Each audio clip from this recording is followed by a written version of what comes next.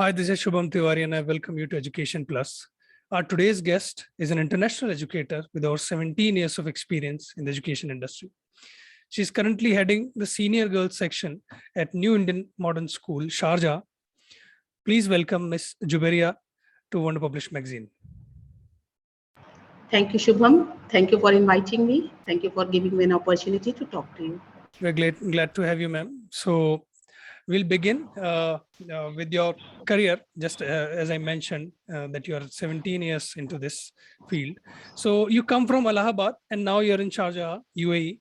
So please, tell us about this journey and the transitions that came in between. Shubham, if you ask me about my career, so it started long back. I was student. I was studying in Allahabad University, or in the meantime, I started teaching also. So by that time, and then after that, when I started teaching, I started with higher grades. I mean, Okay. I started taking classes for grade 11th and 12th. I was a young teacher and I was teaching 11th and 12th student. It was Hamidia Girls Inter College, Allahabad. All right. Then after that, I got married. I did my B.Ed. I did my B.Ed from Meerut. And then after that, I worked in Allahabad in different schools in Allahabad. I worked in Delhi Public School. I worked in Air Force School. And I worked in MV Convent School, Allahabad. And at that time when I was working there, my husband, he was here. He was in UAE. Okay. तो उन्होंने मुझसे बोला कि आ जाओ, अगर if you are interested तो you come and have a visit. मैं आई तो I came in Abu Dhabi. मेरी sister वहाँ पर होती है. My brother is running his company. तो मैं वहाँ पर गई, अबू धाबी में गई, and it was just by chance I went to drop my sister kids to Model School Abu Dhabi, and then I happened to meet vice principal of the school, Mr. Sharif sir, and then he has said me to give CV, और CV दिया, और शायद किस्मत में लिखा था, रास्ता बनाना था ऊपर वाले ने, कि I landed in Sharjah. That's wonderful. So अब शारजा की बात चल रही है, चूंकि तो I mean we all know Gulf countries have their own charm. We all know the work conditions are much better there. So tell us, what's the fundamental difference between a school in India, a CBSE school in India, and since your school is also CBSE affiliated, so school in Sharjah. So Shubham, if you will see my career, I have worked in different schools in Allahabad itself. I have not gone outside Allahabad. Yeah. So I was working in Allahabad only, and I've worked in CBSE schools. I worked in the state board school. तो यहाँ पर आई तो सबसे बड़ा difference ये है, here the things, the resources are, it's available in plenty for the students, for the parents. I mean, that was the biggest difference which I have seen. And that, then as far as teaching learning is concerned, yes, it is an international community. We have the student from Pakistan, we have the student from Bangladesh, from Kenya, from Sudan, we have the student from different, and they all are studying in CBSE school. So they are learning, the Indian history, the Indian economics, they all are learning. And we really take pride, teaching these students. I mean, we feel like, doesn't matter, we are sitting here in Sharjah, we feel like we are back to our home country when we are teaching. So this is something, different, the resources, the availability of resources is something which is different. And the exposure that, kids get when they meet people from different races. Of course, international. Yes. Yeah, absolutely. International exposure is always different, They develop their communication skills. Yes, absolutely. Because of course they will develop, because when the other child who is sitting next to you, he doesn't understand Hindi.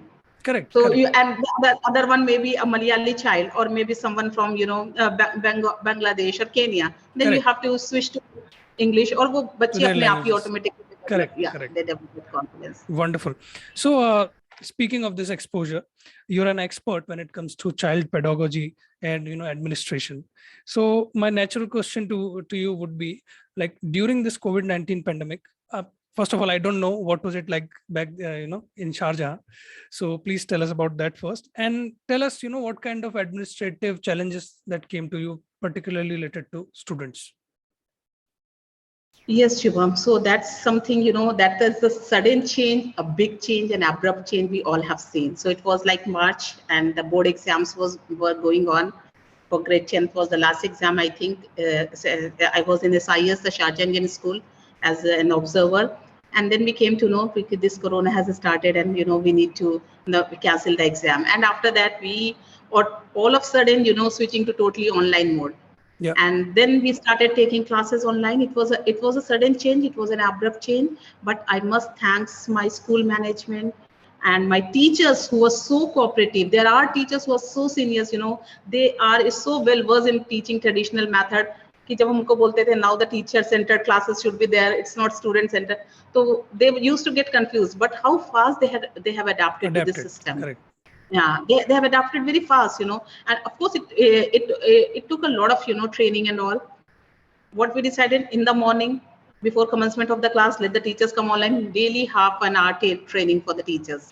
Of course, it was for us also. When we started, we all were confused. It was totally trial and error method. Correct. We were totally online. It was locked down. You cannot step outside your home, but you cannot go outside. But one thing we have not stopped, that is learning. When the students could not reach to the school, this was the school which reached to the student through this online platform. Absolutely, ma'am. So speaking about yourself, how well versed you were with technology before this? Before this, yeah, of course, I was, I was into it. I was using it when I started doing job back in Allahabad in DPS. That time only I got well versed in it. Yeah, but when you talk about these apps like Zoom meetings and taking classes on Google Meet and online all, assignments, this was totally new. Yeah, this was totally new for me, Then we got our system is there, EduCore system, where the school portal, where we are, now we have to conduct the exam through EduCore. We have to give the marks, and we have to do all the activities online. Everything has switched to online. So I have adapted it very fast. I'll say that. I think I'm a quick learner. Maybe the reason. Correct. So again, in your own words, you're an adamant supporter of staff and students' well-being. And back here in India, I mean, there are many schools. I mean, most of the schools in hinterland India, they don't even have, computer labs, let alone the internet. So well-being, I don't know how they monitored of their students and teachers. But what did you do at your school in Sharjah to maintain, that communication and well-being of everyone? Yeah, this was something a challenge for us, but yes, we have maintained. I mean, with the coordination of our principal and the guidance from our senior authority, we have maintained it. Actually, if you say that in India, there are schools where they don't have even computer labs. Here, there are, you can say that in a class, if 25 students are there, so there may be 1 or 2 students who are without gadget, who don't have internet, who didn't have internet at home when we switched to online. So anyway, internet was arranged by everyone. Wi-Fi was arranged by everyone. 1 or 2 students were there, that was arranged. But yes, there were multiple siblings were there, 2 siblings or 3. Then how they are going to arrange the device? Yeah. So we discussed with management, we discussed with principal, we have provided the devices from the school, and they took care of it. And for that, and this was something, if you talk about the well-being, this is something which we have done for the students. Apart from it, for the parents also, we have, we have a lot of session with the parents. We made them aware what is online teaching and why is it essential, and how are we going to teach, what cooperation we need from the parents. Sometimes it happens like you're taking class, when it started in the starting, you're taking class, and then the parents, they're coming from washroom, they don't know that they're totally visible, and the teacher is teaching. The teacher feel awkward, and they inform us, ma'am, this is what is happening. So this is, we took orientations with the parents, a lot of session we have arranged, where we made the parent aware what are they expected to do, and how their role as a stakeholder is very important now, because now they are going to, children are sitting at home, so children are in their hand. Teacher's job is now only teaching through the online mode.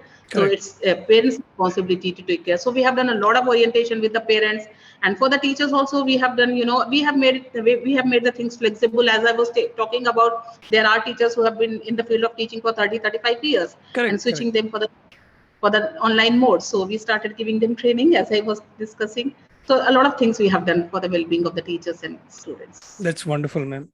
And since you are from Allahabad, and Allahabadis are known for their quirks and, flavor of language, everything. So please tell us about, your specifically your strengths.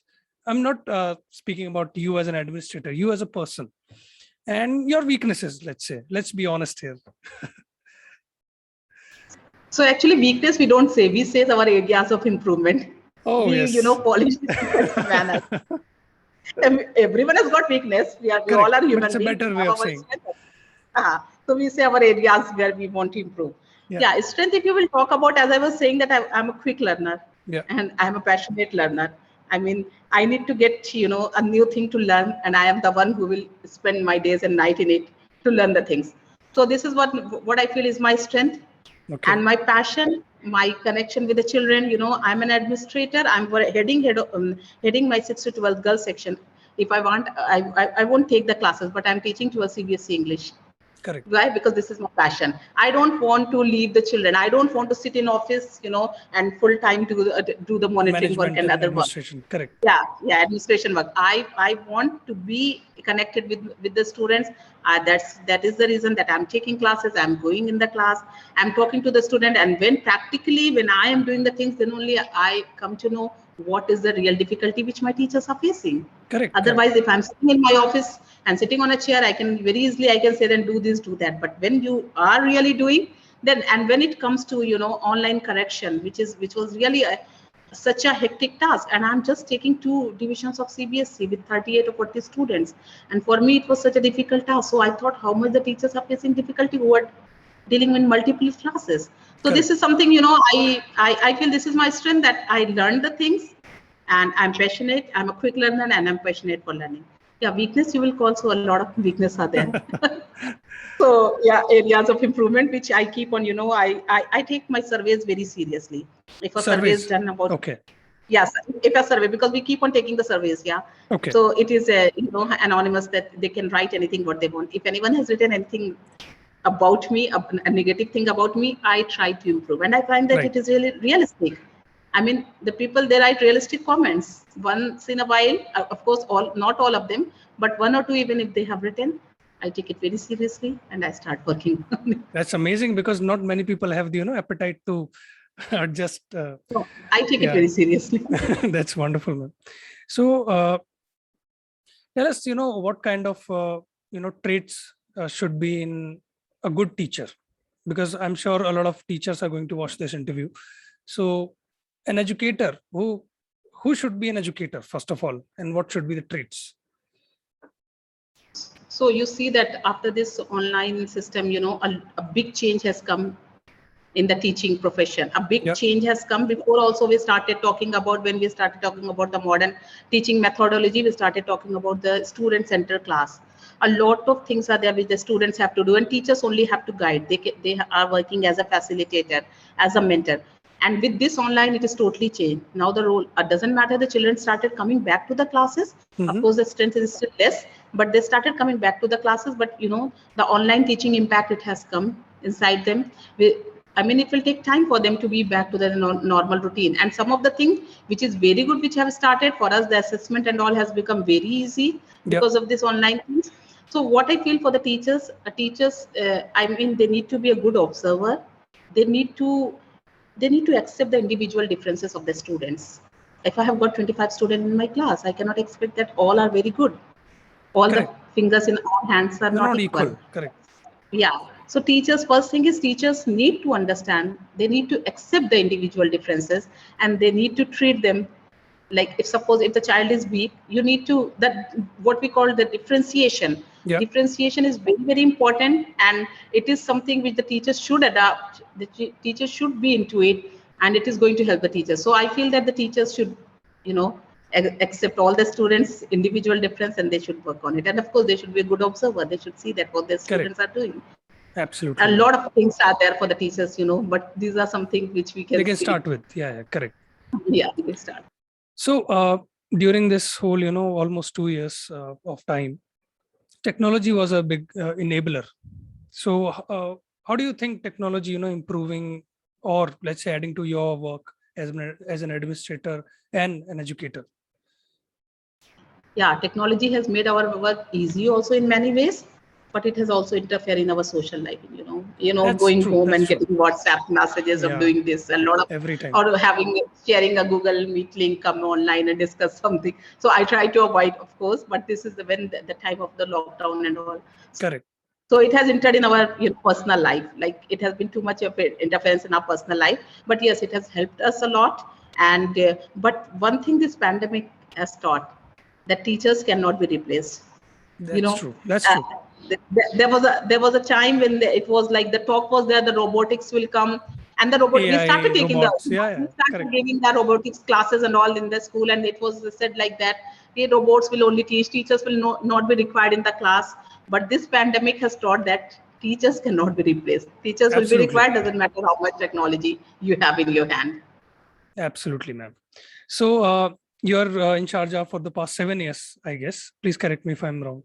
So, I mean, it's a natural question to me. What's next for you now? Because schools are opening in India. I guess in Sharjah, they are already open. So they've already opened. So please tell us, what's next for you? See, for each and everyone, the career growth is there. Yeah. We need to think about the career growth. But then if someone asks me what next, so the lines of Robert Frost, the woods are lovely, dark and deep, but I have promises to keep, and miles to go before I sleep, and miles to go before I sleep. So this is something So which comes wonderful. in my mind. Wonderful, wonderful, ma'am.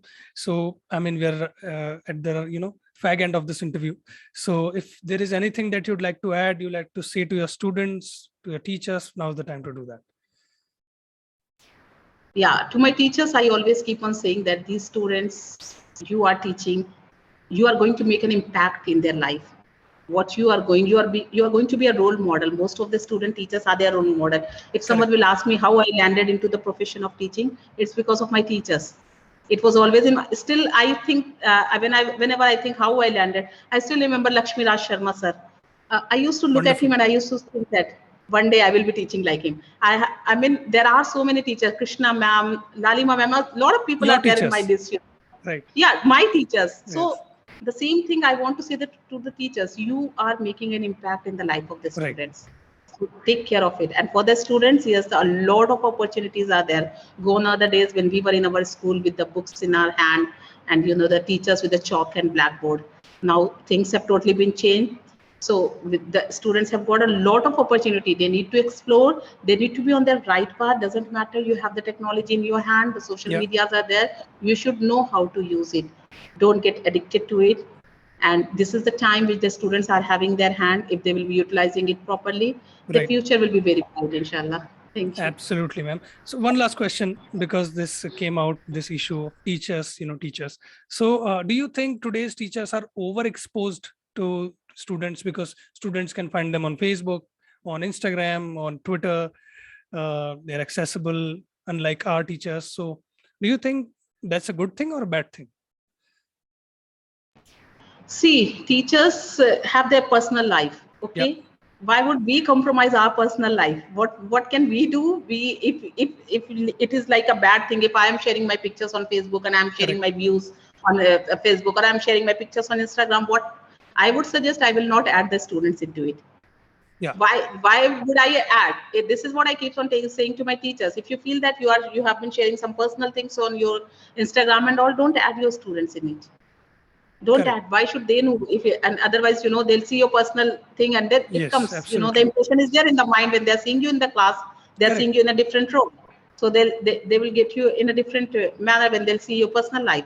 So, but best thing is let them not add them in their group. You're right, ma'am. So social media should not come between students and teachers. That's the message. Okay. Thank you so much, ma'am, for your time. And so many good things came out of this interview. We are so glad that we hosted you here. Thank you so much. Thank you so much, Shubham, for giving me this opportunity. Thank you so much. Thank you, ma'am. And I'd like to thank our audience for sticking with us. Please like, share, and comment on this video so we get to know what you think of our work. I'll see you in the next episode. Thank you. Thank you.